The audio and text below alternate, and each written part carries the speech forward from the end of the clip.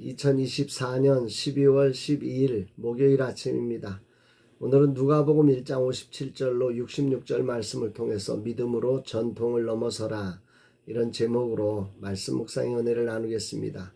어제 스페이스R 사역에 감사가 있었습니다. 수입은 없고 지출만 있는 사역을 점검하는 감사님의 심정이 어떠하셨을까. 그럼에도 늘 지지해 주시며 함께 하시며 겸손히 감당해 주시는 감사님께 진심으로 감사를 드립니다. 대림절인데 탄핵이란 단어로 온 세상이 도배되고 있습니다. 진리란 기준에서 과연 무엇이 옳은 것일까? 민주주의의 기능인 상권 분립이 깨지고 국회가 마치 3권을 다 가지고 있는 듯 보여지는 현실이 과연 옳은 일일까? 서로가 잘못을 감추기에 상대를 공격하는 현실이 근본 대림절을 맞은 이 땅의 현실인 것 같습니다. 주님, 어찌해야 합니까? 이 나라와 민족을 불쌍히 여겨주소서. 이 난국이 누군가를 죽이고 일어나는 싸움이 아니라 진리가 바탕이 되어 용서와 화해와 일치가 되는 시간이 되게 하소서. 남북으로 동서로 나누어져 싸우며 극한 대립을 치닫는 이 민족을 불쌍히 여기소서 고백하게 됩니다. 오늘은 함께 만들어가는 2025년 목회계획 세미나가 있는 날입니다. 이런 시대적 환경에서 과연 교회는 어디에 서야 하는가? 무엇을 해야 하는가? 교회는 어떻게 해야 하는가? 참으로 주제가 광대하지만 시간적 제한으로 작은 교회 현실에서 교회로서 해야 할 최소한의 주제를 나눌 수밖에 없을 것입니다. 주님, 어떤 말씀으로 인도하실까? 본문은 세례 요한의 탄생과 그 이름을 짓는 과정이 기록되어 있습니다. 59, 60절. 8일이 되매 아이를 할례하러 와서 그 아버지의 이름을 따라 사가랴라 하고자 하더니 그 어머니가 대답하여 이르되 아니라 요한이라 할 것이라 하매, 할례는 하나님께서 아브라함과 맺은 언약으로 하나님과 이스라엘 백성 간의 영원한 언약입니다. 신생아가 안정된 상태가 되었을 때 완전한 순종의 표시로 할례를 행하는 것입니다. 그러나 이것은 신체 일부를 제거함으로 죄악과 세속적인 것을 벗는 거룩한 헌신을 의미하는 것이며, 신약 로마서에서 마음의 할례로 영적 의미로 확장되고 있음을 봐야 합니다. 이렇게 할례를 받은 아이의 이름을 짓는 과정에 오늘 본문에는 문제가 생겼습니다. 유대 문화에서는 처녀에게 가족 중 특히 아버지나 할아버지의 이름을 붙이는 것이 일반적이었습니다. 그래서 친족들이 사가랴라는 이름을 쓰려고 한 것이지요. 그런데 엘리사벳은 요한이라 주장했습니다. 사람들은 집안에 그런 이름 없다고 반대하며 아버지인 사가랴에게 물을 때 사가랴는 서판의 이름을 씁니다. 63절. 그가 서판을 달라 하여 그 이름을 요한이라 쓰매 다 놀랍게 여기더라. 사가랴란 이름의 뜻은 여호와께서 기억하셨다입니다. 이름대로 하나님께서 이스라엘 백성과 맺은 언약을 기억하시고 또 간절한 기도를 기억하셨습니다. 그러나 요한이란 뜻은 하나님은 은혜로우시다라는 의미입니다.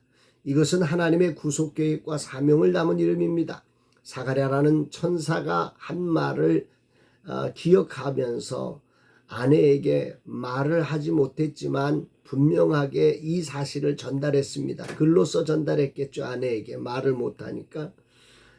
그리고 엘리사벳은 그것을 분명하게 받아들였고 오늘 당당하게 주장하고 있는 것입니다.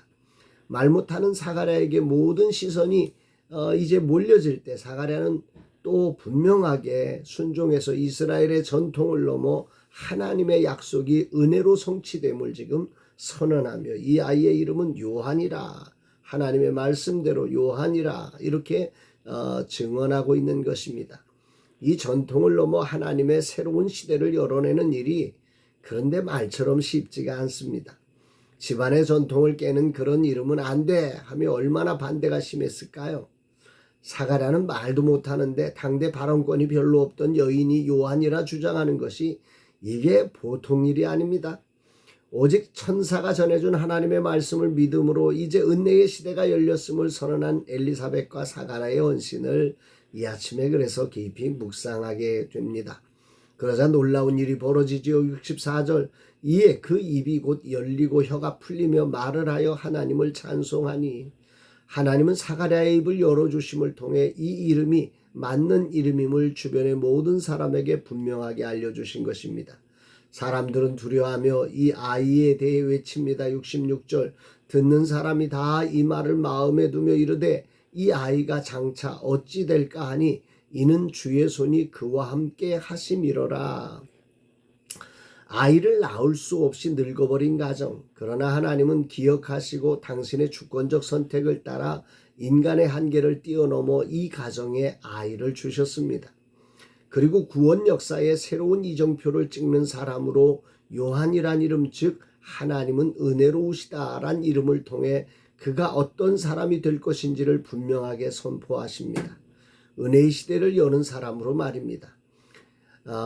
이 과정은 엘리사벳과 사가랴의 믿음으로 전통과의 충돌을 이겨내야 하는 어려움을 동반한 것이었지요.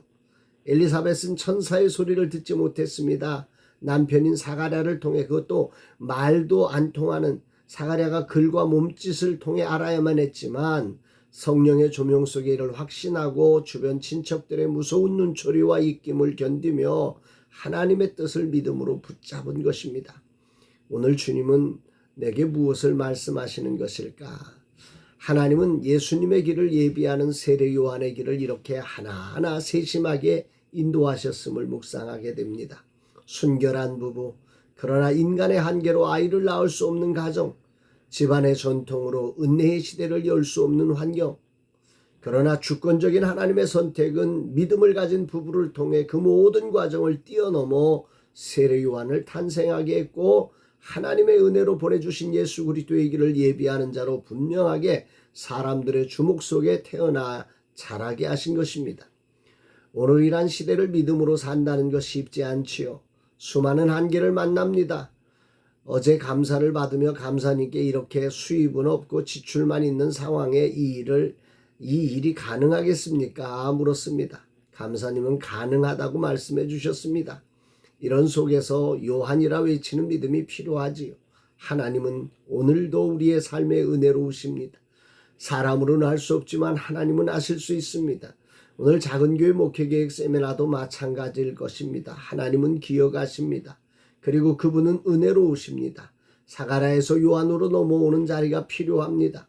성령의 조명하심으로 작은교회 사역자들이 하나님의 은혜로우심을 믿고 일어나는 복된 시간이 되기를 간절한 마음으로 기도하게 됩니다. 이분들에게 진실로 성령의 통로가 되어 힘이 되고 길이 되는 자로 쓰임받기를 소망합니다. 오늘 엘리사벳처럼 믿음으로 요한이라 주장할 수 있는 믿음에 서라고 주님은 내게 말씀하십니다. 작은 현실에 갇혀 은혜를 보지 못하고 안 된다고 외치는 그들에게 믿음으로 사랑 안에서 요한이라 외치라고 말씀하는 것 같습니다. 그로 인해 주님이 말문을 열어주시는 표적을 통해서 모두가 함께 주님을 경험하며 2025년 은혜의 꿈을 꾸며 일어나는 소중한 목회계획 세미나가 되기를 소망합니다. 주님, 오늘도 귀한 말씀으로 이 종에게 하나님은 은혜로우시다고 외치는 날 되게 하심에 감사드립니다. 세상이 희망을 가리는 시대지만 그러나 하나님은 우리의 기도와 우리와 맺은 언약을 기억하셨고 이제 은혜의 역사를 이루실 줄 믿습니다. 감사가 끝나고 목회계획 세미나를 열면서 요한이라 외치게 하신 주님을 찬양합니다. 성령 하나님 조명해 주시고 모두가 확신 가운데 일어서는 주의 손이 함께하는 표적이 있게 하옵소서. 주님을 찬양합니다. 고백합니다. 사랑하는 여러분, 여러분들의 삶의 자리 오늘 하나님이 기억하십니다.